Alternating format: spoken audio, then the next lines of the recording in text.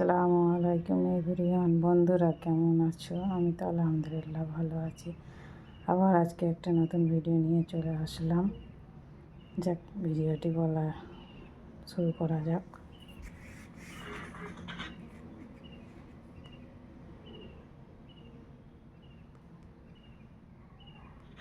আমি এক যুবক, বিশেষ কোন আমলটি করলে কিয়ামতের ময়দানে আরশের ছায়ায় আশ্রয় পাবো? খুবই সুন্দর প্রশ্ন, প্রিয় ভাই। আপনার প্রশ্ন উত্তর হলো যে আরশের নিচে ছায়া পাবে 7 শ্রেণীর মানুষ।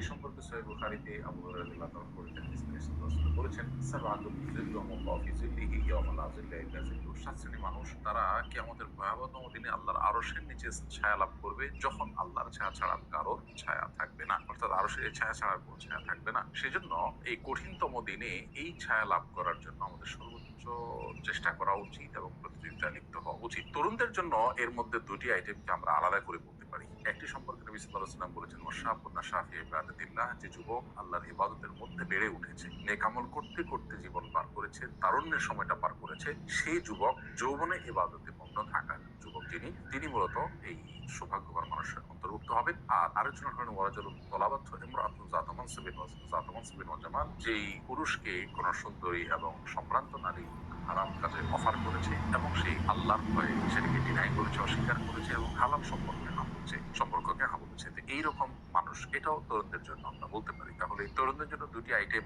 স্পেশাল বলতে পারি অনেকটা, শাস্ত্রের মানুষের মধ্যে যারা আসলে ছায়া পাবে কেমতের দিকে। আর বাকি যে মানুষগুলো আছে তারা হলেন, একজন হলেন ন্যায়পরায়ণ শাসক, আরেকজন হলেন যারা অন্তর মসজিদে সবসময় ঝুলন্ত থাকে, আরেক শ্রেণীর মানুষ হলেন যারা পরস্পরকে একে অপরকে ভালোবাসেন আল্লাহর জন্য, একত্র হন আল্লাহর জন্য এবং পৃথক হয়ে যান সেটাও আল্লাহর খাতিরে হয়ে থাকেন। আরেকজন যিনি আল্লাহর রাহে দান করেন এবং খুব সঙ্গ করে দান করেন, এমন ভাবে দান করেন যে তার বাম হাতে দান করলে ডান হাত পর্যন্ত জানে না, অথবা ডান হাতে দান করলে তার বাম হাত পর্যন্ত জানে না। আরেক প্রকার বা সর্বশেষ প্রকার হলেন ওই ব্যক্তি, যে ব্যক্তি আল্লাহ তাআলাকে স্মরণ করেন নির্জনে এবং আল্লাহর ভয়ে, আল্লাহর ভালোবাসায় অশ্রুসিক্ত হয়ে পড়েন। তো এই 7 শ্রেণীর মানুষের অন্তর্ভুক্ত হওয়ার আমাদের চেষ্টা করা উচিত। আল্লাহ আমাদেরকে তৌফিক দান করুন। আমি এক যুবক। যাক, ভিডিওটি এখানেই শেষ করলাম।